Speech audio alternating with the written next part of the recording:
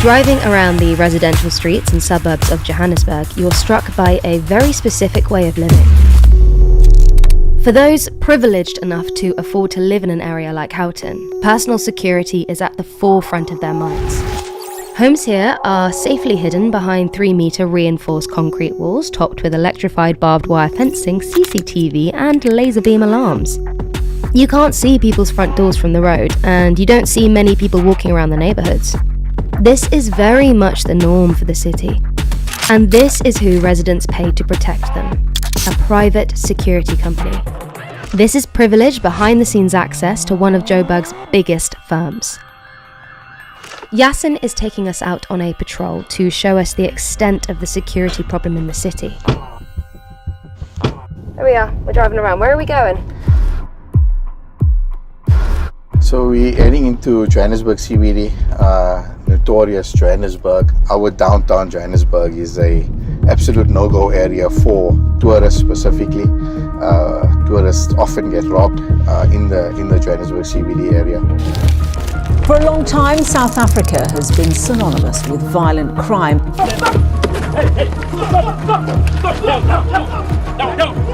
Where's the car? It's known for a lot of gang violence, known to be very, very unsafe. So we're heading into that area. It's just past peak time traffic. Yasin's company mostly provides security for Joburg's most privileged citizens. But they also fill gaps that police resources can't cover. Do you think the police are very overwhelmed? Extremely overwhelmed. They can't keep up. The private security industry outnumbers the police by 8 to 1 currently. 8 to 1? 8 to 1. So private security industry is the largest employer in the country at the moment. Just then, a call comes in over the radio. Just put the lights on. Why have we just put the lights on? I don't know what they're responding to. Let's see where we're going to. Oh my god, run right along. What's happening? Okay, copy. In progress. Okay. I'm going to hang back a little bit because I'm having a bulletproof here. So robbery in progress. A robbery in progress. Shit. Sorry, excuse my language. So we'll switch lights off because it's in progress. Okay. And we don't want them to shoot at us while they're driving out. But we're not far from there now. What the fuck? I'm fighting the urge to scream with excitement right now.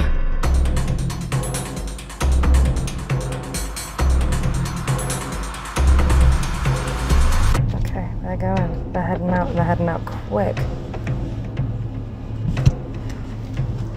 What's happening? This guy's collecting money by force. I'm gonna die here. Let me tell you. I'm gonna die here. My life is in danger here. I'm asking the old man, do you have a title deed of this house? The old man doesn't have a title. But I was left. So right now, the owner is nowhere to be found. You understand? Okay. So that's what I'm saying. This is a Civil case. matter. Okay. Sure. Sure, yes. Sure. All right. So what happened there, Yasin? It seems like a civil issue. They're fighting for the house. The old man claims that he's in charge of the house there. But he called the police to say that it is an armed robbery. That's what he called the police to complain about. Just to get their attention. To respond. Yeah, I mean that was nippy.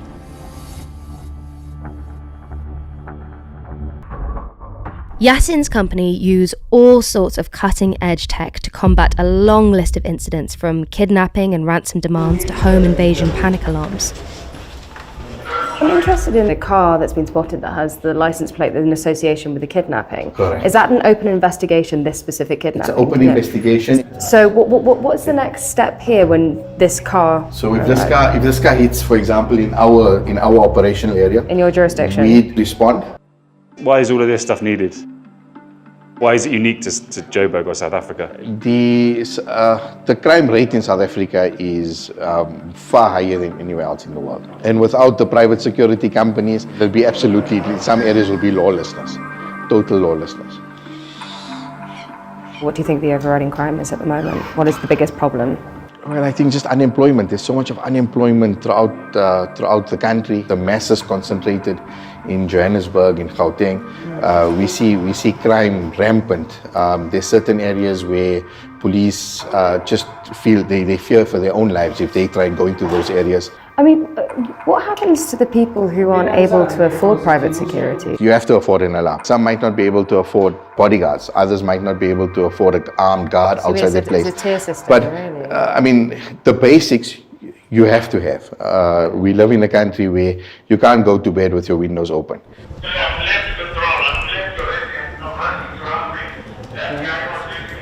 So I've done a lot of filming with police in the UK, and I have to say that they're not as prepared as these guys. They got just about everything you can kind of think of in terms of kit. I mean, all the weapons, just all the weapons. It's a different place. It's a completely different world over here. You know, the dangers, the threats, and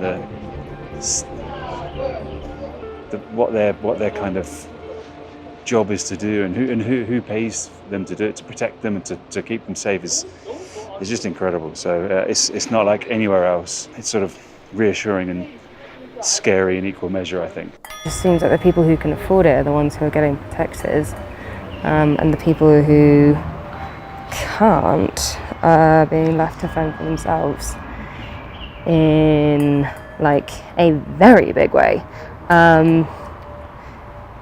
And again, this is just another example of the extreme wealth divide between the haves and the have-nots in South Africa and Johannesburg.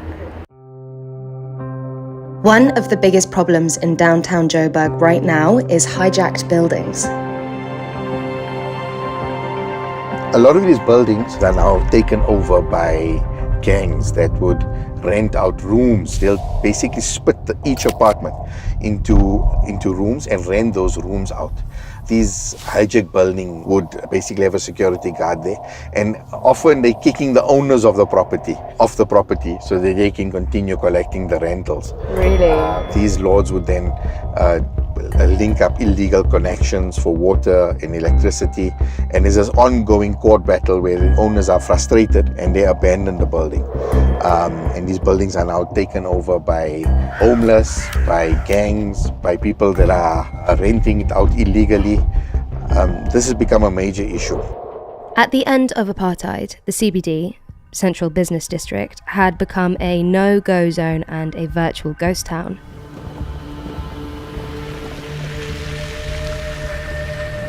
These days, it's full of abandoned buildings, built for commercial purposes, but now used by the city's poorest communities. A lot of white people who had these big, gigantic buildings, they left the country because they had no confidence in South Africa. So they left these buildings empty.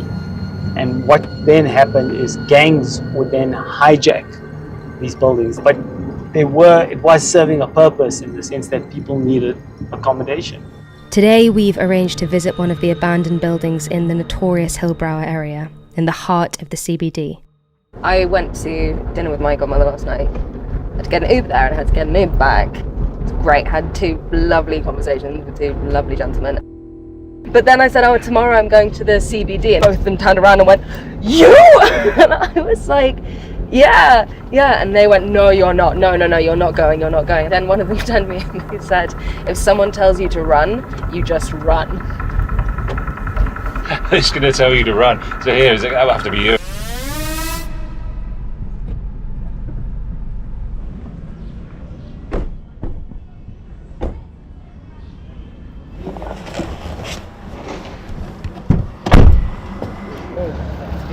Like it does, I'm not gonna lie, it doesn't look great.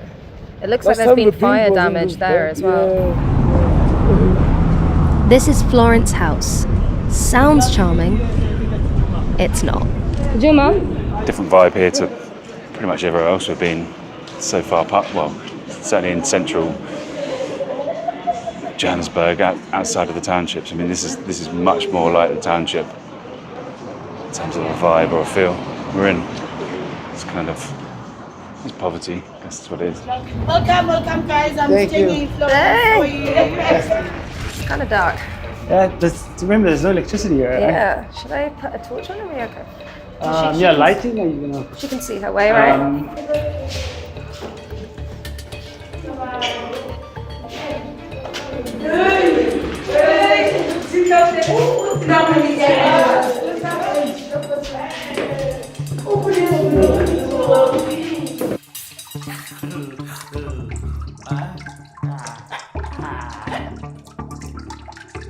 Please tell me that's not blood. That's what I was thinking. Steve? Crushing things. On the floor. What do you think it was? Blood. Blood. I mean, it looks like blood or shit. Do you think it's blood? No, the way it's Splattered. It's fake. splattered, I think it looks like blood. Oh, blood. Yeah. God. I'm not getting close to it. Come on. No.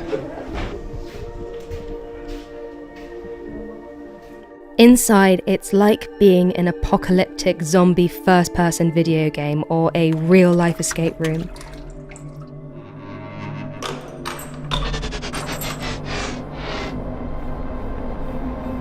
It's utterly terrifying.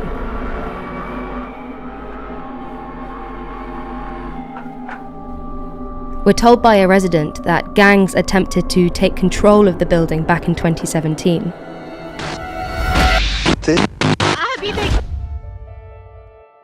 When the gangs came and you said that you fought them off, how did you do that? Because as a community, who is the owner of the building? You're the owner of the building. When those one came in, they wanted us to pay rent to them. We told them we cannot pay rent to you because you are not the owner of the building. Yes, they tried to use force, but okay, we refused, we resisted. Yeah.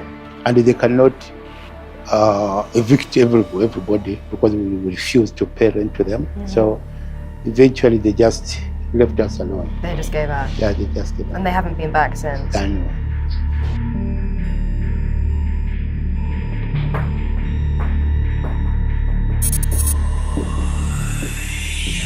The building's power was switched off recently when the building's landlord just upped and left. Water is sporadic at best. Some days it runs from communal taps, others it just doesn't. Private buyers won't invest in the area and the government has all but written the place off. Around 200 people call this place their home, along with an unofficial orphanage.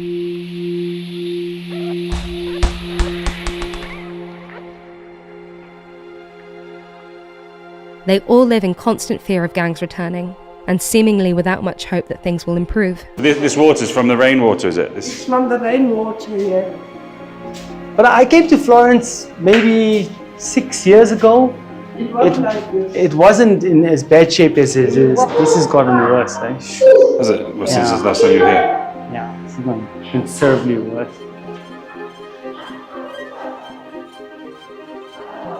This is how people live in this country, you know?